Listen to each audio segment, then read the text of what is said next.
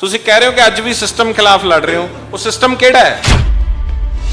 ਜਾਂ ਮਾਫੀਆ ਦੇ ਹੱਕ 'ਚ ਪਾਲਿਸੀਜ਼ ਬਣੀਆਂ ਜਾਂ ਉਹ ਪਾਲਿਸੀਜ਼ ਹੀ ਖਤਮ ਕਰ ਦੋ। ਤੇਲੰਗਾਨਾ 'ਚ ਮਾਈਨਿੰਗ ਪਾਲਿਸੀ ਆਪਾਂ ਉਹ ਪਾਲਿਸੀ ਇੱਥੇ ਕਿਉਂ ਨਹੀਂ ਲਾਗੂ ਕਰਦੇ? ਜਿਵੇਂ ਤਾਮਿਲਨਾਡੂ 'ਚ ਸ਼ਰਾਬ ਦੀ ਕਾਰਪੋਰੇਸ਼ਨ ਬਣੀ ਹੋਈ ਆ, ਉਹ ਆਪਾਂ ਇੱਥੇ ਕਿਉਂ ਨਹੀਂ ਬਣਾਉਂਦੇ? ਸਾਲ ਕਾਂਗਰਸ ਦੀ ਸਰਕਾਰ ਸੀ ਤੇ ਤਾਂ ਹੀ ਉਹਨਾਂ ਨੇ ਕੈਪਟਨ ਸਾਹਿਬ ਬਦਲਤਾ। ਕੋਈ ਬੰਦਾ ਵਿਆਹ ਦੇ 40 ਸਾਲ ਬਾਅਦ ਜਾ ਕੇ ਕਵੇ ਵੀ ਮੈਂ ਤਾਂ ਗਲਤ ਵਿਆਹ ਕਰਾ ਬੈਠਾ, ਮੈਂ ਤਾਂ ਘਰ ਵਾਲੀ ਬਦਲ ਦਿਆਂ, ਆਖੀਰਲੇ 10 ਸਾਲ ਮੈਂ ਹੋਰ ਕਿਸੇ ਨਾਲ ਕੱਟ ਲਾਂ, ਇਹ ਤਾਂ ਉਹ ਗੱਲ ਹੋ ਗਈ। ਇਹ 4 ਸਾਲ ਅੱਜ ਇਹ ਕਹਿ ਦੇਣਾ ਕਿ ਕੈਪਟਨ ਅਮਰਿੰਦਰ ਸਿੰਘ ਕੱਲਾ ਗਲਤ ਸੀਗਾ, ਬਾਕੀ ਸਾਰੇ ਕਸੂਰਵਾਰ ਨਹੀਂ ਗਏ। ਸਿੱਧੂ ਸਾਹਿਬ ਉਸੇ ਕੈਬਨਿਟ 'ਚ ਸੀ, ਉਹਨਾਂ ਦੀ ਚਲਦੀ ਸੀ, ਉਹਨਾਂ ਦੀ ਸੁਣੀ ਨਹੀਂ ਗਈ ਜਿਹੜਾ ਉਹ ਮਾਫੀਆ ਰਾਜ ਖਤਮ ਕਰਨਾ ਚਾਹੁੰਦਾ। ਜੇ ਕਿਸੇ ਬੰਦੇ ਦੀ ਚਲਦੀ ਨਹੀਂ ਫਿਰ ਉੱਥੇ ਕੀ ਕਰ ਰਿਹਾ? ਇਸ ਗੱਲ ਦੀ ਕੀ ਗਾਰੰਟੀ ਹੈ ਕਿ ਉਹ ਹੱਲ ਹੁਣ ਗਾਂ ਜਾ ਕੇ ਹੱਲ ਦੇ ਦੇਣਗੇ? ਜੇ ਲੜਦੇ ਰਹੇ ਔਰ ਬੈਠ ਗਏ 1 ਸਾਲ ਤੋਂ ਚੁੱਪ ਹੀ ਰਹਿੰਦੇ ਨੇ। ਕੋਈ ਹੋਰ ਪਾਰਟੀ ਪਾਲਿਸੀ ਲੈ ਕੇ ਆਈ? ਮੈਨੂੰ ਇੱਕ ਗੱਲ ਦੱਸੋ, ਆਪਾਂ ਭਾਸ਼ਣ ਦੇ ਲੈਂਦੇ ਆ, ਇੱਕ ਦੂਜੇ ਨੂੰ ਗਾਲਾਂ ਕੱਢ ਲੈਂਦੇ ਆ, ਉਹਨਾਂ ਨਾਲ ਪੰਜਾਬ ਬਚ ਜੂਗਾ? ਸਿੱਧੂ ਸਾਹਿਬ ਦੀ ਇਹ ਸੋਚ ਹੈ ਕਿ ਪਾਪ ਮਾਰਨਾ ਆਪਾਂ। ਇੱਕ ਚੰਗੇ ਸਿਸਟਮ ਦੀ ਲੋੜ ਹੈ, ਸਿਸਟਮ ਨਾਲ ਤਾਂ ਲੜਾਈ ਹੀ ਲੜ ਹੀ ਰਹੀ ਹੈ। ਹੁਣ ਤਾਂ ਉਹ ਲੜਾਈ ਤਾਂ ਲੜੋਗੇ ਨਾ ਜੇ ਲੋਕ ਤੁਹਾਡੀ ਪਾਰਟੀ ਨੂੰ ਚੁਣਨਗੇ। ਜੇ ਪਾਰਟੀ ਨੂੰ ਚੁਣਨਗੇ ਹੀ ਨਹੀਂ ਤੇ ਫਿਰ ਉਹ ਸਿਸਟਮ ਨਾਲ ਲੜਾਈ ਜੇ ਕੇਜਰੀਵਾਲ ਸਾਹਿਬ ਕਹਿੰਦੇ ਆ ਸਾਡੇ ਤੋਂ ਵਧੀਆ ਕੋਈ ਗਵਰਨੈਂਸ ਦੇ ਨਹੀਂ ਸਕਦਾ, ਕਿਉਂ ਨਹੀਂ ਦਿੰਦੇ ਪਾਲਿਸੀ ਰੱਖਣ?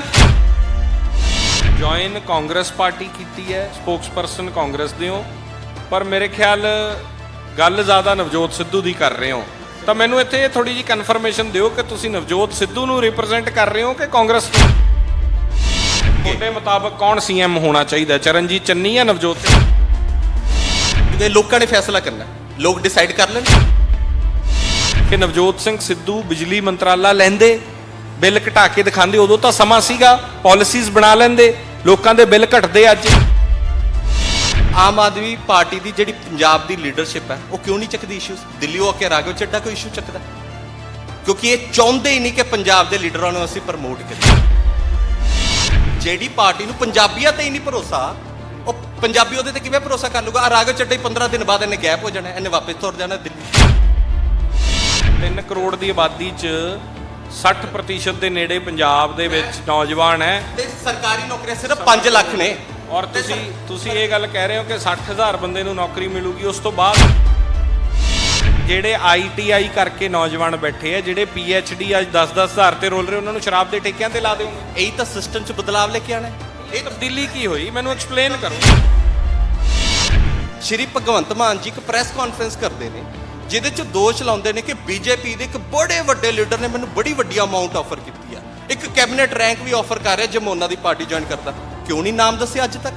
ਜੇ ਟਰਾਂਸਪੇਰੈਂਸੀ ਦੀਆਂ ਗੱਲਾਂ ਕਰਦੇ ਸਬੂਤ ਰੱਖੋ। ਸਗੋਂ ਤੁਹਾਡੇ ਕੋਲ ਤਾਂ ਮੌਕਾ ਆ ਗਿਆ ਸੀ BJP ਨੂੰ ਡਿਫੇਮ ਕਰਨ ਦਾ। ਹਮੇਸ਼ਾ ਇਲੈਕਸ਼ਨ ਡੇਜ਼ 'ਚ ਕਿਉਂ ED ਐਕਟਿਵ ਹੋ ਜਾਂਦਾ, CBI ਐਕਟਿਵ ਹੋ ਜਾਂਦੀ ਹੈ? ਵੈਸਟ ਬੰਗਾਲ 'ਚ ਇਲੈਕਸ਼ਨਸ ਹੋਈਆਂ, ਮਮਤਾ ਬੈਨਰਜੀ ਦੇ ਰਿਸ਼ਤੇਦਾਰਾਂ ਦੇ ਘਰੇ ਰੇਡਾ ਪਈ। ਲੁਧਿਆਣੇ ਦਾ ਇੱਕ ਨੌਜਵਾਨ ਕ੍ਰਾਂਤੀ ਦੀਆਂ ਗੱਲਾਂ ਕਰਦਾ, ਯੂਥ ਦੇ ਹੱਕਾਂ ਦੀਆਂ ਗੱਲਾਂ ਕਰਦਾ, ਤਬਦੀਲੀ ਦੀਆਂ ਗੱਲਾਂ ਕਰਦਾ, ਆਖਰਕਾਰ ਕਾਂਗਰਸ ਪਾਰਟੀ ਜੁਆਇਨ ਕਰ ਲੈਂਦਾ ਹੈ, ਸਪੋਕਸਪਰਸਨ ਬਣ ਜਾਂਦਾ ਹੈ।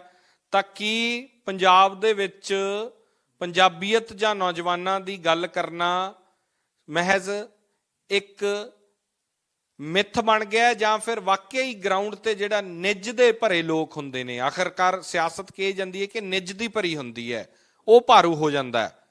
ਕੋਮਲ ਗੁਰਨੂਰ ਸਾਡੇ ਨਾਲ ਨੇ, ਸਵਾਗਤ ਹੈ ਜੀ। ਬਹੁਤ ਧੰਨਵਾਦ ਸਿਮਰਨਜੋਤ ਜੀ। ਕੋਮਲ ਜੀ, ਕੀ ਗੱਲ, ਬਹੁਤ ਵੱਡੀਆਂ ਗੱਲਾਂ ਤੁਹਾਡੇ ਸ਼ੋਜ਼ ਕਰਦੇ ਰਹੇ, ਅਸੀਂ ਕ੍ਰਾਂਤੀ ਲਿਆਵਾਂਗੇ, ਤਬਦੀਲੀ ਲਿਆਵਾਂਗੇ, ਉੱਥੇ ਜਾ ਕੇ ਫਿਰ ਰਵਾਇਤੀ ਪਾਰਟੀਆਂ 'ਚ ਫਸ ਗਏ। ਸਿਮਰਨਜੋਤ ਜੀ, ਸਿਸਟਮ ਨਾਲ ਤਾਂ ਲੜਾਈ ਅੱਜ ਵੀ ਜਾਰੀ ਆ। ਸਿਸਟਮ ਨਾਲ ਲੜਾਈ ਪਹਿਲੇ ਵੀ ਲੜ ਰਹੇ ਸੀ। ਪਿਛਲੇ 5 ਸਾਲਾਂ ਤੋਂ ਜੋ ਸਿਸਟਮ ਬਣਿਆ ਹੋਇਆ, ਮਾਫੀਆ ਰਾਜ ਚੱਲ ਰਿਹਾ, ਕਰਪਸ਼ਨ ਦਾ ਰਾਜ ਚੱਲ ਰਿਹਾ, ਅੱਜ ਵੀ ਲੜਾਈ ਉਹਦੇ ਨਾਲ ਹੀ ਹੈ। ਪਾਰਟੀ, ਜਿਹੜੀ ਪਾਰਟੀ ਤੇ ਦੋਸ਼ ਹੈ, ਜਿਹੜੀ ਪਾਰਟੀ 'ਚ ਕਿਹਾ ਜਾਂਦਾ 10 ਕਰੋੜ ਰੁਪਇਆ CM ਦੇ ਰਿਸ਼ਤੇਦਾਰ ਦੇ ਘਰੋਂ ਮਿਲਦਾ ਹੈ, ਜਿੱਥੇ ਰੇਤੇ ਦੀ ਗੱਲ, ਹਰ ਤਰ੍ਹਾਂ ਦੀ ਕਰਪਸ਼ਨ ਦਾ ਦੋਸ਼ ਹੈ, ਫਿਰ ਕਿਹੜੇ ਸਿਸਟਮ ਨਾਲ ਲੜਾਈ? ਸਿਮਰਨਜੋਤ ਜੀ, 2018 'ਚ ACB ਰੇਡ ਕਰਦੀ ਹੈ ਕੇਜਰੀਵਾਲ ਸਾਹਿਬ ਦੇ ਨੈਫਿਊ ਦੇ ਘਰੇ, ਉਹਨਾਂ ਨੂੰ ਫੜਿਆ ਜਾਂਦਾ ਹੈ ਕਰਪਸ਼ਨ ਦੇ ਚਾਰजेस ਕਰਕੇ। ਇਹ ਜਿਹੜੀ ਇਹ ਹੈ ਨਾ ਕਿ ਇਹ ਵੈਂਡੇਟਾ ਪੋਲਿਟਿਕਸ ਹੈ। ਤੁਸੀਂ ਇਹ ਦੇਖੋ, ਪੈਟਰਨ ਦੇਖੋ, ਹਮੇਸ਼ਾ ਇਲੈਕਸ਼ਨ ਡੇਜ਼ 'ਚ ਕਿਉਂ ED ਐਕਟਿਵ ਹੋ ਜਾਂਦਾ, CBI ਐਕਟਿਵ ਹੋ ਜਾਂਦੀ ਹੈ।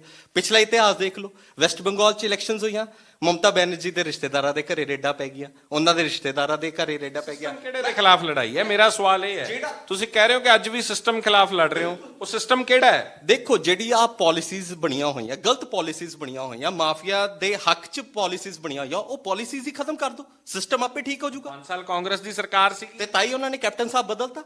ਜੇ ਸਿੱਧੂ ਸਾਹਿਬ from the very first cabinet ਉਹ ਲੜਾਈ ਲੜ ਰਿਹਾ ਕਿ ਆਪਾਂ ਮਾਈਨਿੰਗ ਦੀ ਪਾਲਿਸੀ ਲੈ ਕੇ ਆਈਏ, ਨਵੀਂ ਪਾਲਿਸੀ ਲੈ ਕੇ ਆਏ, ਸ਼ਰਾਬ ਦੀ ਨਵੀਂ ਪਾਲਿਸੀ ਲੈ ਕੇ ਆਏ, ਜਿਵੇਂ ਤੇਲੰਗਾਨਾ 'ਚ ਮਾਈਨਿੰਗ ਪਾਲਿਸੀ, ਆਪਾਂ ਉਹ ਪਾਲਿਸੀ ਇੱਥੇ ਕਿਉਂ ਨਹੀਂ ਲਾਗੂ ਕਰਦੇ?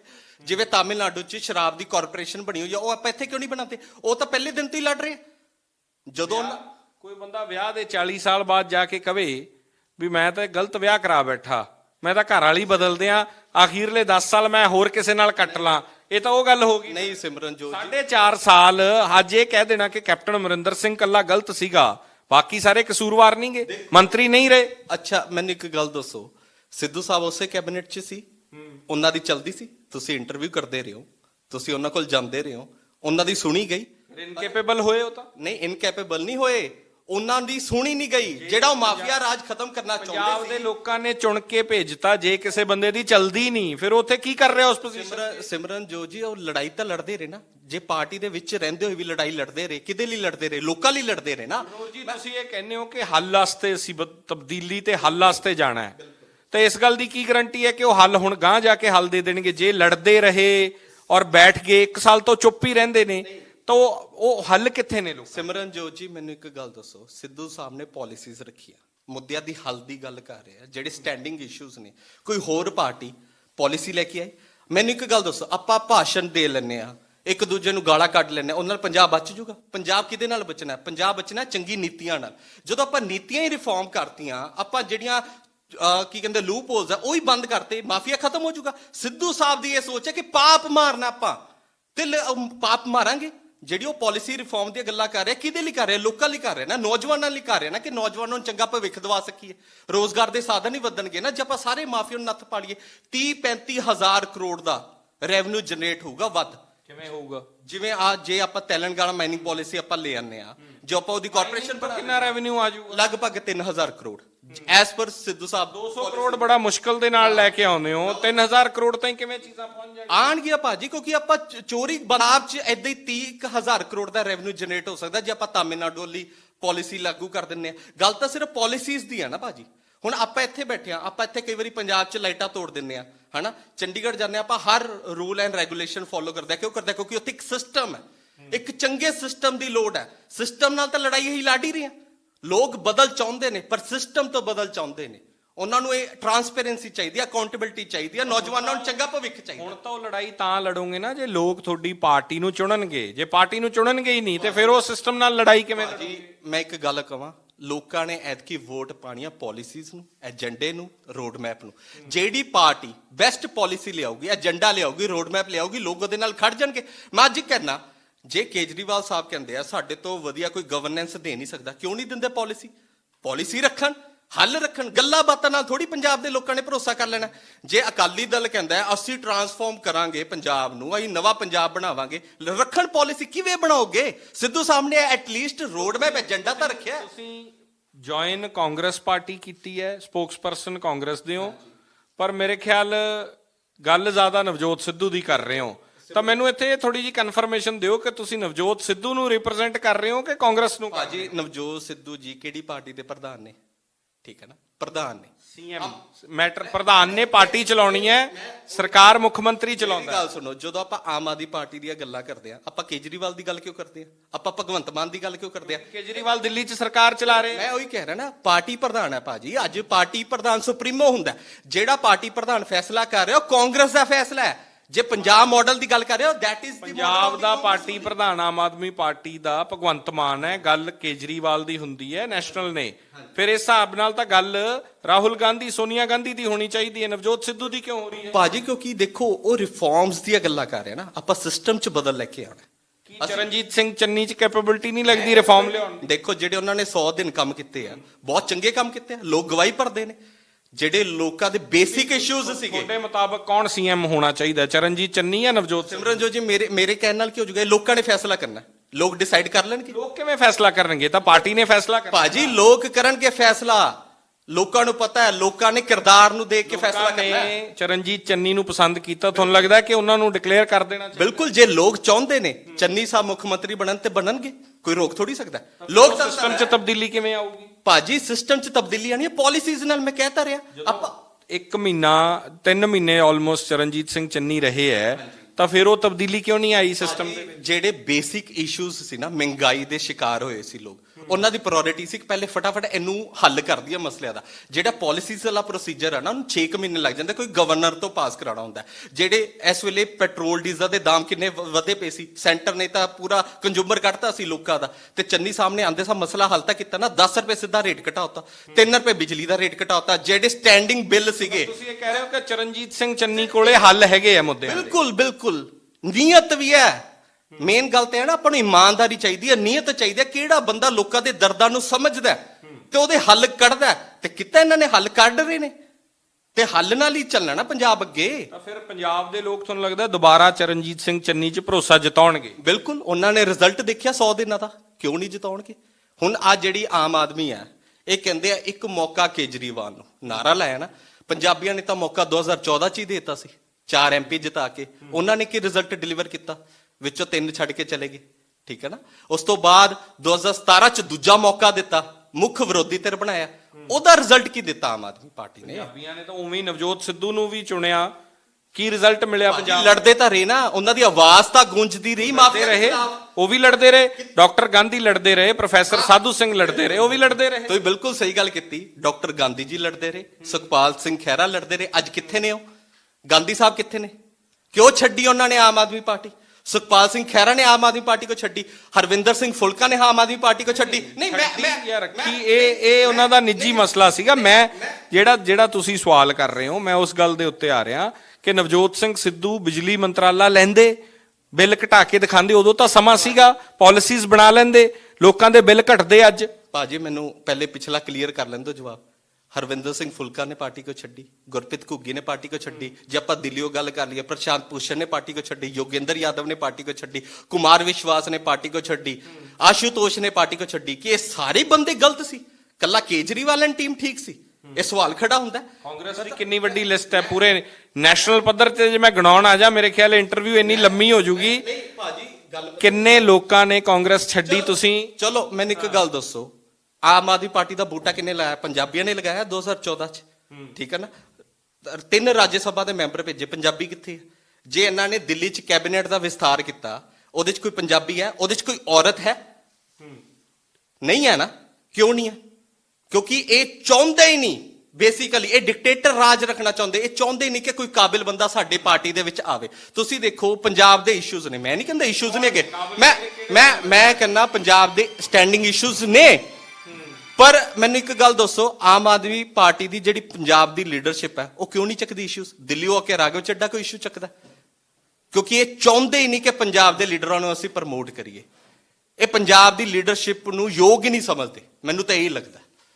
ਕਿਵੇਂ ਪੰਜਾਬੀ ਭਰੋਸਾ ਕਰ ਲੂਗਾ ਇਹਨਾਂ ਤੇ? ਜਿਹੜੀ ਪਾਰਟੀ ਨੂੰ ਪੰਜਾਬੀਆਂ ਤੇ ਹੀ ਨਹੀਂ ਭਰੋਸਾ, ਉਹ ਪੰਜਾਬੀ ਉਹਦੇ ਤੇ ਕਿਵੇਂ ਭਰੋਸਾ ਕਰ ਲੂਗਾ? ਰਾਘਵ ਚੱਡਾ ਹੀ 15 ਦਿਨ ਬਾਅਦ ਇਹਨੇ ਗੈਪ ਹੋ ਜਾਣਾ, ਇਹਨੇ ਵਾਪਸ ਤੁਰ ਜਾਣਾ ਦਿੱਲੀ।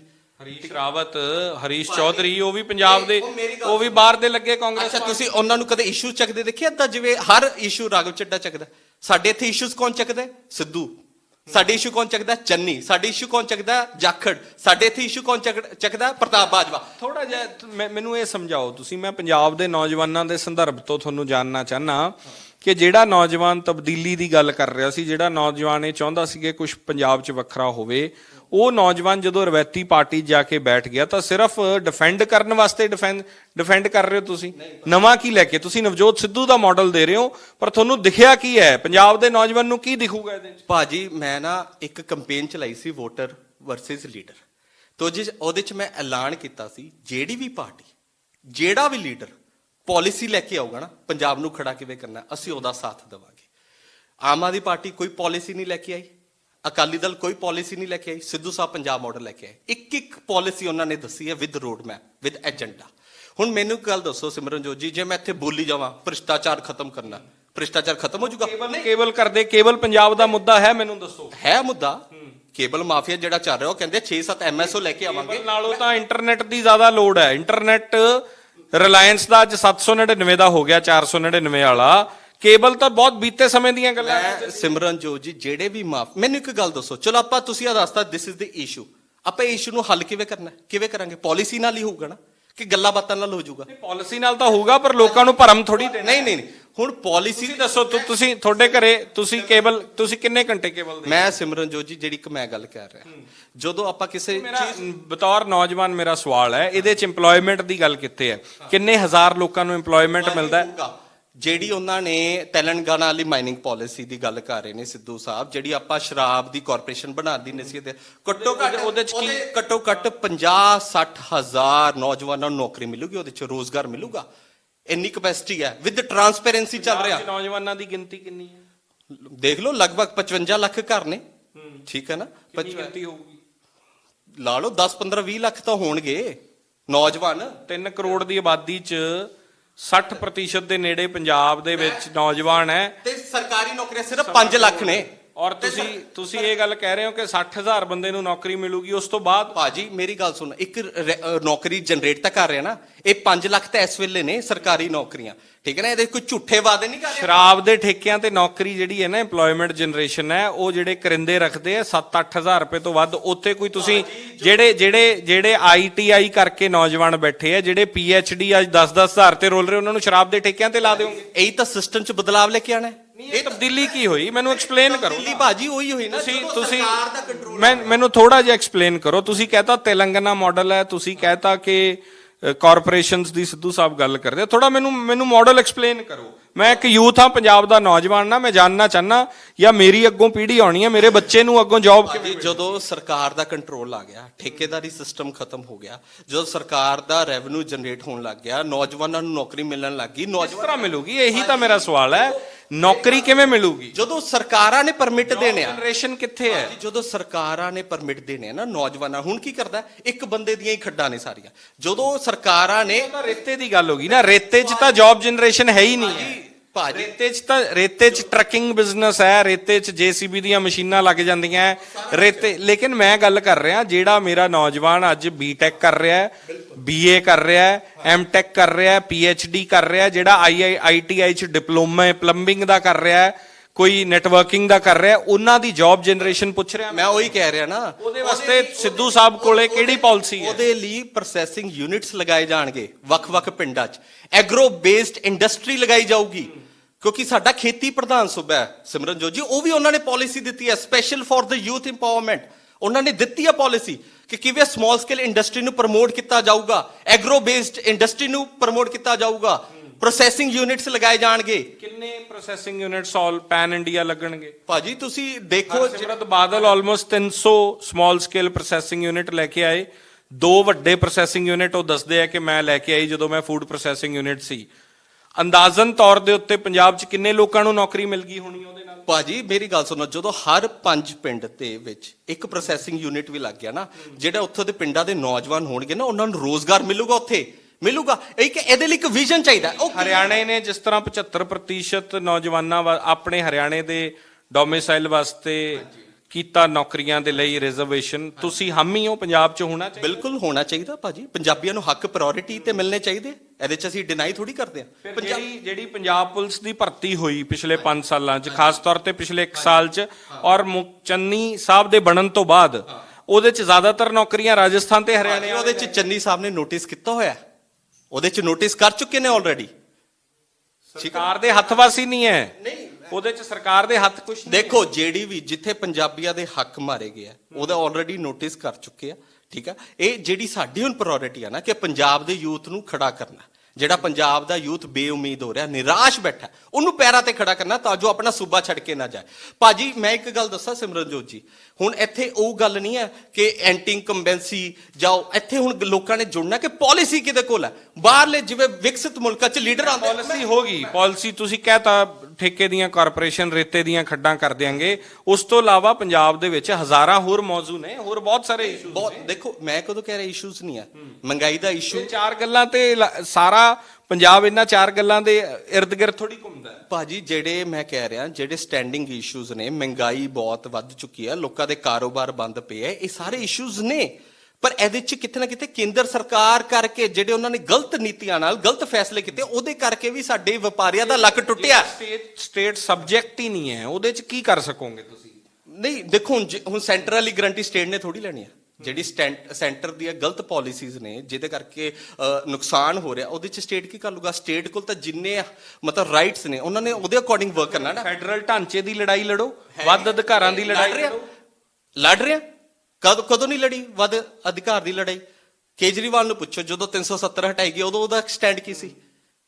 ਵੱਧ ਅਧਿਕਾਰ ਤੇ ਉਹ ਖੜਦਾ। ਨਹੀਂ, ਮੈਂ ਕੇਜਰੀਵਾਲ ਦੀ ਗੱਲ ਨਹੀਂ ਕਰ ਰਿਹਾ, ਮੈਂ ਥੋੜਾ ਸਮਝਣ ਦੀ ਕੋਸ਼ਿਸ਼ ਕਰ ਰਿਹਾ ਕਿ ਜਦੋਂ ਤੁਸੀਂ ਇਹ ਕਹਿ ਰਹੇ ਹੋ ਕਿ ਸੈਂਟਰ ਵਾਲੀ ਲੜਾਈ ਦੇ ਵਿੱਚ, ਤਾਂ ਫਿਰ ਕੀ ਤੁਸੀਂ ਇਸ ਗੱਲ ਦੇ ਹਾਮੀ ਹੋ ਕਿ ਪੰਜਾਬ ਫੈਡਰਲ ਢਾਂਚੇ ਦੀ ਲੜਾਈ ਦੇ ਵਿੱਚ ਅੱਜ ਦੁਬਾਰਾ, ਜਾਂ ਆਨੰਦਪੁਰ ਦੇ ਮਤੇ ਦੀ ਲੜਾਈ ਜਿਹੜੀ ਹੈ, ਉਹ ਸਾਰੇ ਇਸ਼ੂਜ਼ ਦੇ ਉੱਤੇ, ਚਾਹੇ ਚੰਡੀਗੜ੍ਹ ਦਾ ਮੁੱਦਾ, ਪੰਜਾਬ ਦੇ ਪਾਣੀਆਂ ਦਾ ਮੁੱਦਾ ਰਿਹਾ ਹੋਵੇ, ਪੰਜਾਬ ਨੂੰ ਦੁਬਾਰਾ ਆਪਦੇ ਪੈਰਾਂ ਤੇ ਖੜਾ ਕਰਨ ਵਾਸਤੇ ਖੇਤੀ ਦਾ ਜਿਹੜਾ ਹੁਣ ਕਨਕਰੈਂਟ ਲਿਸਟ ਦਾ ਰੌਲਾ ਇਹੀ ਹੋਇਆ ਨਾ ਕਿ ਚੱਕ ਕੇ ਸਟੇਟ ਸਬਜੈਕਟ ਨੂੰ, ਖੇਤੀ ਨੂੰ ਉਹਨਾਂ ਨੇ ਸੈਂਟਰ ਦਾ ਸਬਜੈਕਟ ਬਣਾ। ਬਿਲਕੁਲ, ਤੇ ਇਹਦਾ ਅਪੋਜ਼ ਕੀਤਾ ਹੀ ਆ।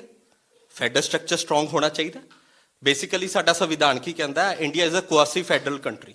ਸਾਰੇ ਸੂਬਿਆਂ ਨੂੰ ਮਿਲਾ ਕੇ ਦੇਸ਼ ਸਾਡਾ ਭਾਰਤ ਬਣਿਆ। ਮੈਂ ਸਮਝੋ ਕਿ ਟਰਾਂਸਫਰਮੇਸ਼ਨ ਕਿੱਥੇ ਹੈ? ਇਹ ਗੱਲ ਤਾਂ ਪਿਛਲੇ 70 ਸਾਲ ਤੋਂ ਕਾਂਗਰਸ ਕਰਦੀ ਆ ਰਹੀ ਹੈ। ਪ੍ਰਕਾਸ਼ ਸਿੰਘ ਬਾਦਲ ਵੀ ਕਹਿ ਦਿੰਦੇ ਕਿ ਮੈਂ ਕੁਰਬਾਨੀ ਦੇਣ ਨੂੰ ਤਿਆਰ ਆ, ਔਰ ਕਾਂਗਰਸ ਵੀ ਇਹੀ ਕਹਿੰਦੀ ਆਈ ਹੈ।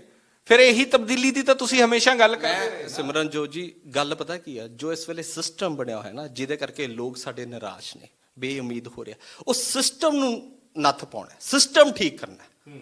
ਹੁਣ ਸਿਸਟਮ ਦੇ ਵਿੱਚ ਜਦੋਂ ਤੱਕ ਨਹੀਂ ਵੜਾਂਗੇ, ਸਿਸਟਮ ਕਿਵੇਂ ਠੀਕ ਹੋ ਜਾਊਗਾ? ਤੁਸੀਂ ਮੇਰੇ ਨਾਲ ਲਾਸਟ ਇੰਟਰਵਿਊ ਕੀਤੀ ਸੀ, ਤੁਸੀਂ ਕਿਹਾ ਸੀ, ਮੈਂ ਇੱਕ ਗੱਲ ਇੱਥੇ ਤੁਸੀਂ 20 ਸਾਲ ਤੋਂ ਸਿੱਧੂ ਸਾਹਿਬ ਸਿਆਸਤ 'ਚ ਨੇ, ਐਕਟਿਵ ਸਿਆਸਤ 'ਚ ਨੇ, 6 ਵਾਰੀ ਉਹ ਕਹਿੰਦੇ ਮੈਂ ਜਿੱਤਿਆ। ਇਸ ਤੋਂ ਵੱਧ ਸਿਸਟਮ 'ਚ ਹੋਰ ਕਿਵੇਂ ਵੜਿਆ? ਸਿਮਰਨਜੋਤ ਜੀ, ਅੱਛਾ ਤੁਸੀਂ ਮੈਨੂੰ ਇੱਕ ਗੱਲ ਦੱਸੋ, ਤੁਸੀਂ ਡੇਲੀ ਪੋਸਟ 'ਚ ਸੀਗੇ ਪਹਿਲੇ, ਤੁਹਾਡੇ ਕੋਲ ਕੀ ਰਾਈਟ ਸੀਗੇ ਮਤਲਬ ਕੁਝ ਆਪਣੇ ਹਿਸਾਬ ਨਾਲ ਪੱਤਰਕਾਰੀਤਾ ਕਰਨ ਦੀ? ਖੁੱਲ ਕੇ ਦਿਨ ਰਾਤ ਖੁੱਲ ਕੇ ਕੀਤੀ ਪੱਤਰਕਾਰੀ। ਮੈਂ ਜਿਹੜੀ ਗੱਲ ਕਹਿ ਰਿਹਾ, ਇੱਕ ਜਿਹੜੀ ਡਿਸੀਜਨ ਮੇਕਿੰਗ ਬਾਡੀ ਸੀ, ਉਹ ਤਾਂ ਤੁਹਾਡੇ ਉੱਪਰ ਸੀ ਨਾ, ਠੀਕ ਹੈ ਨਾ? ਪਰ ਪੱਤਰਕਾਰੀ ਤਾਂ ਖੁੱਲ ਕੇ ਕੀਤੀ ਨਾ। ਉਹੀ ਕਹਿ ਰਿਹਾ ਨਾ। ਨਾ, ਅੱਜ ਮੈਂ ਬਲੇਮ ਤਾਂ ਨਹੀਂ ਕਰਦਾ ਨਾ ਕਿਸੇ ਗੱਲ ਪਿੱਛੇ।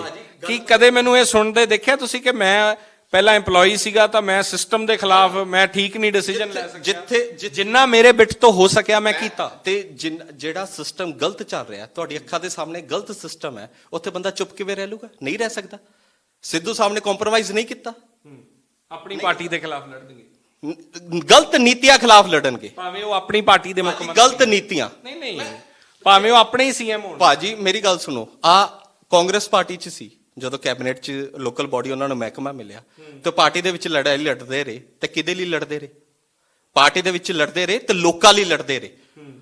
ਉਹ ਇੱਕ ਮਹਿਕਮੇ 'ਚ ਕੀ ਦਿੱਕਤ ਸੀਗੀ? ਉਹ ਚਲੋ, ਉਹ ਤੁਹਾਨੂੰ ਪਤਾ, ਉਹ ਕਿਉਂਕਿ ਉਹਨਾਂ ਕੋਲ ਫੁੱਲ ਫਲੈਜ ਪਾਵਰ ਨਹੀਂ ਮਿਲਣੀ ਸੀ ਉਹਦੇ 'ਚ। That was the reason. ਜੇ ਵਿਦਆਊਟ ਪਾਵਰ, ਜੇ ਬੰਦਾ ਮੈਂ ਕੰਮ ਹੀ ਨਹੀਂ ਕਰ ਸਕਦਾ ਸੀ, ਤੇ ਲੱਗਦਾ ਕਿ ਲੋਕ ਐਜ਼ CM ਸਿੱਧੂ ਸਾਹਿਬ ਨੂੰ ਦੇਖਦੇ ਆ ਕਿ ਉਹ CM ਹੋਣੇ ਚਾਹੀਦੇ। ਇਹ ਤਾਂ ਭਾਜੀ ਲੋਕਾਂ ਨੇ ਦੇਖਣਾ, ਇਹ ਤਾਂ ਲੋਕਾਂ ਦਾ ਓਪੀਨੀਅਨ ਕੀ ਹੈ? ਕੀ ਇੱਕ ਪੰਜਾਬ 'ਚ ਨੈਰੇਟਿਵ ਹੈ? ਮੇਰਾ ਓਪੀਨੀਅਨ ਇਹ ਆ, ਨੀਤੀਆਂ ਨੂੰ ਦੇਖੋ, ਪਾਲਿਸੀਜ਼ ਨੂੰ ਦੇਖੋ, ਕਿਹੜੀ ਨੀਤੀਆਂ ਨਾਲ ਅਸੀਂ ਸਿਸਟਮ ਨੂੰ ਸੁਧਾਰ ਸਕਦੇ ਹਾਂ, ਉਹਦੇ ਨਾਲ ਹੀ ਸੋਲੂਸ਼ਨ ਹੈ। ਹੁਣ ਮੈਂ ਇੱਥੇ ਬੋਲੀ ਜਾਵਾਂ, ਮੈਂ ਭ੍ਰਿਸ਼ਟਾਚਾਰ ਖਤਮ ਕਰ ਦੂੰਗਾ, ਭ੍ਰਿਸ਼ਟਾਚਾਰ ਏਦਾਂ ਥੋੜੀ ਖਤਮ ਹੋ ਜਾਊਗਾ। ਉਹਦੇ ਲਈ ਪਾਲਿਸੀਜ਼ ਚਾਹੀਦੀ ਹੈ। ਤੁਸੀਂ ਪਾਲਿਸੀ ਏਦਾਂ ਦੀ ਡਿਜ਼ਾਈਨ ਕਰੋ ਕਿ ਭ੍ਰਿਸ਼ਟਾਚਾਰੀਆਂ ਦੀ ਥਾਂ ਹੀ ਨਾ ਹੋਵੇ ਉੱਥੇ, ਸਿਰਫ ਇਮਾਨਦਾਰ ਲੋਕਾਂ ਦਾ ਰਾਜ ਹੋਵੇ। ਨਵਜੋਤ ਸਿੱਧੂ ਡਿਜ਼ਾਈਨ ਕਰ ਸਕਦੇ ਆ ਭਾਜੀ। ਪੰਜਾਬ ਮਾਡਲ ਲੈ ਕੇ ਆਇਆ, ਜਾਂ ਤਾਂ ਦੱਸੋ ਪੰਜਾਬ ਮਾਡਲ 'ਚ ਆਹ ਪਾਲਿਸੀ ਗਲਤ ਹੈ, ਦੱਸੋ ਲੋਕਾਂ ਨੂੰ। ਕੰਪੀਟੀਸ਼ਨ ਕਰੋ ਨਾ, ਪਾਲਿਸੀ ਵਰਸਸ ਪਾਲਿਸੀ ਕਰੋ। ਆਪਾਂ ਬਲੇਮ ਗੇਮ ਕਿਉਂ ਕਰਦੇ ਆ?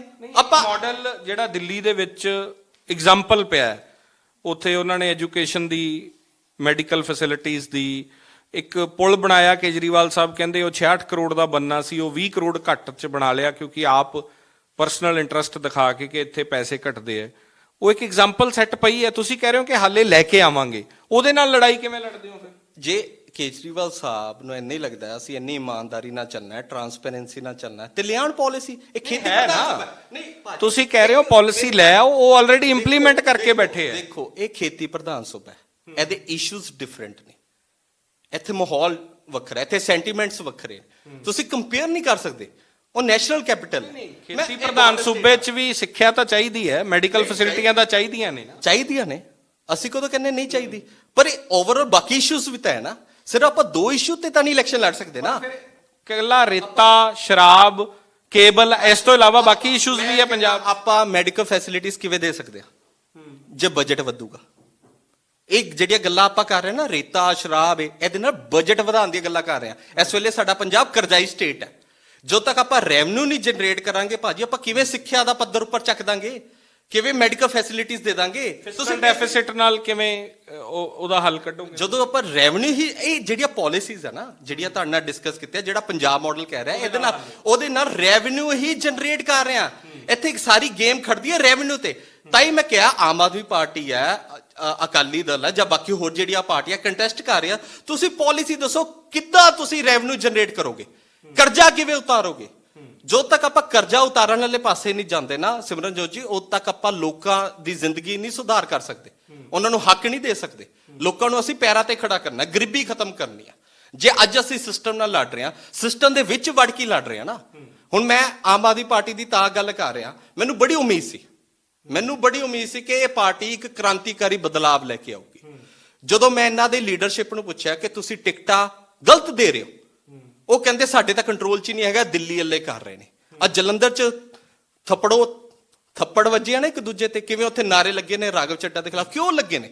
ਅੱਜ ਜਿਹੜਾ 2014 ਤੋਂ ਜਿਹੜਾ ਵਰਕਰ ਜੁੜਿਆ ਸੀ, ਜਿਹਨੇ ਆਪਣਾ ਸਾਰਾ ਕੁਝ ਵੇਚ ਕੇ ਇੱਕ ਕ੍ਰਾਂਤੀਕਾਰੀ ਬਦਲਾਵ ਲਈ ਆਪਣਾ ਨੌਕਰੀਆਂ ਛੱਡ ਕੇ ਨੌਜਵਾਨ ਆਏ ਸੀ, ਉਹ ਕਿੱਥੇ ਨੇ ਅੱਜ? ਨੌਜਵਾਨ ਕਿੱਥੇ ਨੇ? ਇੱਥੋਂ ਇਹਨਾਂ ਦਾ ਸ਼ੱਕ, ਨੌਜਵਾਨ ਕਿੱਧਰ ਹੈ ਕਿੱਧਰ ਨਹੀਂ, ਇਹ ਮੇਰੇ ਖਿਆਲ ਹੋਰ 20 ਦਿਨ ਤੱਕ ਪਤਾ ਲੱਗ ਜਾਊਗਾ। ਬਹੁਤ ਧੰਨਵਾਦ ਤੁਸੀਂ। ਸਿਮਰਨਜੋਤ ਜੀ, ਇਹਦੇ 'ਚ ਮੈਂ ਇੱਕ ਕਲੈਰਿਟੀ ਤਾਂ ਕਰ ਰਿਹਾ ਕਿਉਂਕਿ ਲੋਕ ਬਦਲ ਚਾਹੁੰਦੇ ਨੇ, ਪਰ ਉਹ ਸਿਸਟਮ 'ਚ ਬਦਲ ਚਾਹੁੰਦੇ ਨੇ। ਉਹਨਾਂ ਨੇ ਚੰਨੀ ਸਾਹਿਬ ਦੀ ਵੀ ਵਰਕਿੰਗ ਦੇਖੀ, ਇਹਨਾਂ ਦੀ ਬਤੌਰ ਓਪੋਜੀਸ਼ਨ ਵੀ ਵਰਕਿੰਗ ਦੇਖੀ। ਖਹਿਰਾ ਸਾਹਿਬ ਤੋਂ ਬਾਅਦ ਕੀ ਇਹਨਾਂ ਦਾ ਰੋਲ? ਇਹ ਕਈ ਤਾਂ ਜਾਂਦੇ ਨੇ ਕਿ ਮਾਫੀਆ ਸਬੂਤ ਰੱਖੋ। ਜਦੋਂ ਇਹਨਾਂ ਤੇ, ਹੁਣ ਮੈਂ ਇੱਥੇ ਇੱਕ ਸਵਾਲ ਇੱਕ ਜਾਂਦੇ ਖੜਾ ਕਰਨਾ ਚਾਹੁੰਦਾ, ਜਦੋਂ ਇਹਨਾਂ ਦੇ ਕੇਜਰੀਵਾਲ ਸਾਹਿਬ ਤੇ ਦੋਸ਼ ਲੱਗੇ ਕਿ ਤੁਸੀਂ ਟਿਕਟਾਂ ਵੇਚ ਰਹੇ ਹੋ, ਤੇ ਇਹਨਾਂ ਨੇ ਵੱਡੀਆਂ ਉੱਚੀਆਂ ਬਾਵਾ ਕਰਕੇ ਕਹਿੰਦੇ ਸਬੂਤ ਰੱਖੋ, ਹਨਾ? ਸਬੂਤਾਂ ਦੀਆਂ ਗੱਲਾਂ ਕਰਦੇ ਆ। 6 ਦਸੰਬਰ 2021 ਸ਼੍ਰੀ ਭਗਵੰਤ ਮਾਨ ਜੀ ਇੱਕ ਪ੍ਰੈਸ ਕਾਨਫਰੰਸ ਕਰਦੇ ਨੇ, ਜਿਹਦੇ 'ਚ ਦੋਸ਼ ਲਾਉਂਦੇ ਨੇ ਕਿ ਬੀਜੇਪੀ ਦੇ ਇੱਕ ਬੜੇ ਵੱਡੇ ਲੀਡਰ ਨੇ ਮੈਨੂੰ ਬੜੀ ਵੱਡੀ ਅਮਾਉਂਟ ਆਫਰ ਕੀਤੀ ਆ, ਇੱਕ ਕੈਬਨਿਟ ਰੈਂਕ ਵੀ ਆਫਰ ਕਰ ਰਿਹਾ ਜੇ ਮੈਂ ਉਹਨਾਂ ਦੀ ਪਾਰਟੀ ਜੁਆਇਨ ਕਰਦਾ। ਕਿਉਂ ਨਹੀਂ ਨਾਮ ਦੱਸਿਆ ਅੱਜ ਤੱਕ? ਜੇ ਟਰਾਂਸਪੇਰੈਂਸੀ ਦੀਆਂ ਗੱਲਾਂ ਕਰਦੇ, ਸਬੂਤ ਰੱਖੋ। ਸਗੋਂ ਤੁਹਾਡੇ ਕੋਲ ਤਾਂ ਮੌਕਾ ਆ ਗਿਆ ਸੀ ਬੀਜੇਪੀ ਨੂੰ ਡਿਫੇਮ ਕਰਨ ਦਾ, ਤੇ ਬੀਜੇਪੀ ਦਾ ਲੀਡਰ ਦਾ ਨਾਮ ਕਿਉਂ ਨਹੀਂ ਦੱਸਿਆ? ਕਰੋ ਨਾ ਫਿਰ ਟਰਾਂਸਪੇਰੈਂਸੀ ਦੀਆਂ ਗੱਲਾਂ। ਬਿਲਕੁਲ, ਬਹੁਤ ਧੰਨਵਾਦ ਸਮਾਂ ਦੇਣ ਵਾਸਤੇ। ਕੋਮਲ ਗੁਰਨੂਰ ਸਿੰਘ ਨਵੇਂ ਕਾਂਗਰਸ ਪਾਰਟੀ ਦੇ ਸਪੋਕਸਪਰਸਨ ਬਣੇ ਨੇ, ਔਰ ਸ਼ੁਭ ਕਾਮਨਾਵਾਂ ਨੇ ਸਾਡੀਆਂ। ਕੈਮਰਾ ਪਰਸਨ ਜਗਰੂਪ ਸਿੰਘ ਦੇ ਨਾਲ ਸਿਮਰਨਜੋਤ ਸਿੰਘ ਮੱਕੜ, ਔਨ 에ਅਰ ਲੁਧਿਆਣਾ।